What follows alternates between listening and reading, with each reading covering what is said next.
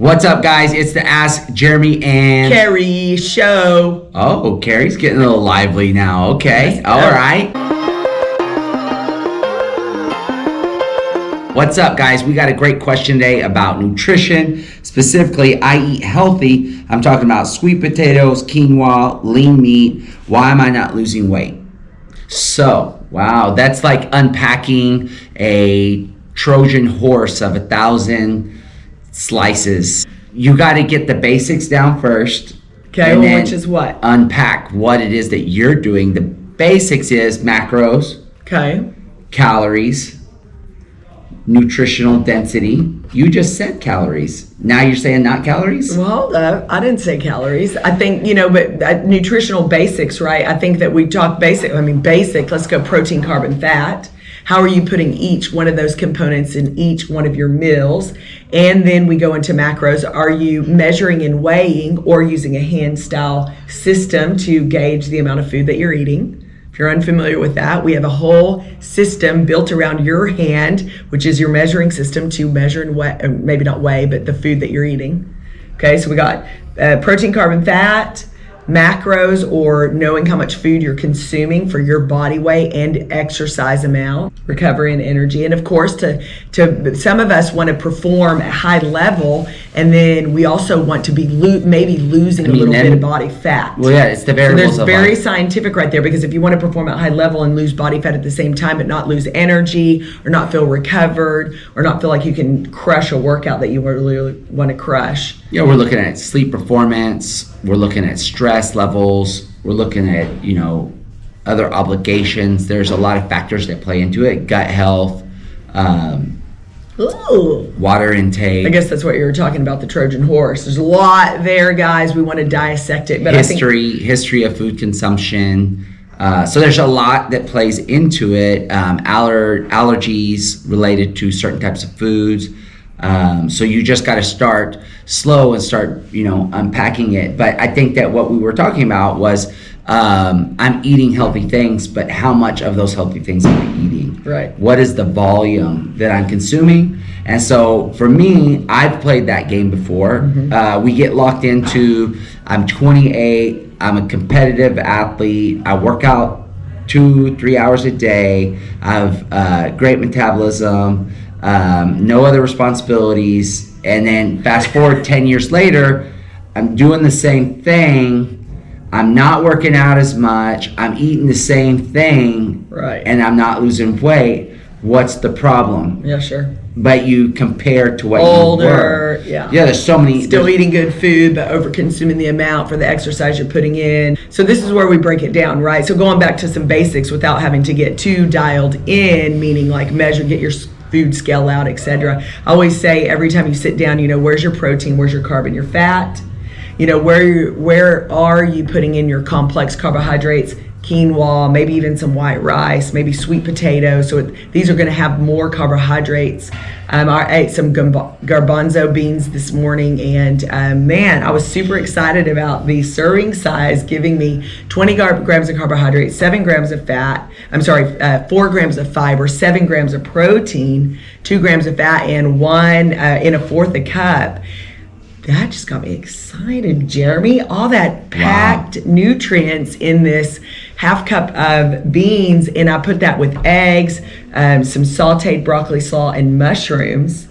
And so that breakdown right there. So do you see, I said a complex carbohydrate came in the bean, but I got my vegetables in mushroom and broccoli slaw, which is going to be still carbohydrates, but they're not going to be so high in carbohydrate. Then I got my protein, and I did cook the eggs in, or I sauteed the broccoli slaw in avocado oil. So if I'm measuring all that out, I'm precision on fat. That's a lot. That we already know 3 almonds is 1 serving fat. 3 almonds. Jeremy. Right, so I would counter all that, because if you're watching this, you're like, oh my God, just give me my breakfast, go to McDonald's, because I would counter that. So what I ate this morning was 2 salted rice cakes. Okay. And so about 6 hard-boiled eggs. So 2 salted rice cakes give me that's 30 carbohydrates, 14 each rice cake. Mm-hmm. Okay, so 30, roughly 28 carbohydrates. And 6 hard-boiled eggs. 6 hard-boiled eggs. 4 We're going to yolks. go ahead and give And, 4 of the yolks. And okay. 2 egg whites. So you're about 12 grams fat. Let's see. Eggs, 6 times what? 5? You want to go with 5? They roughly it's range. about 36 grams. So 36 grams protein. And what else did you have with it? That's it. Okay. So 36 gram protein, 28 grams carbohydrates. Feeling strong, lean, and mean. Super simple, straightforward, dry, maybe a little salt. But if you were at the house and you had the opportunity to cook up something like I had, you would do it. No, because I don't even want to think about it. And like if I'm intentionally focused, like yesterday, so I do carb cycling. So I'll go, low, we'll talk about moderate, and then a high. And so yesterday I did a higher carbohydrate day. It works really well for me. It keeps me balanced on my carbs. And a good approach. And so for me today, I know I'm doing a lower carbohydrate day. And so I might max get in 80 carbs today. 60 to 80 will be my low day. And I'll start out with some more dense carbs like rice cakes, a small serving of maybe 6 potatoes, cuts. And then I'll move lunch, mid-meal, and dinner will all be vegetables.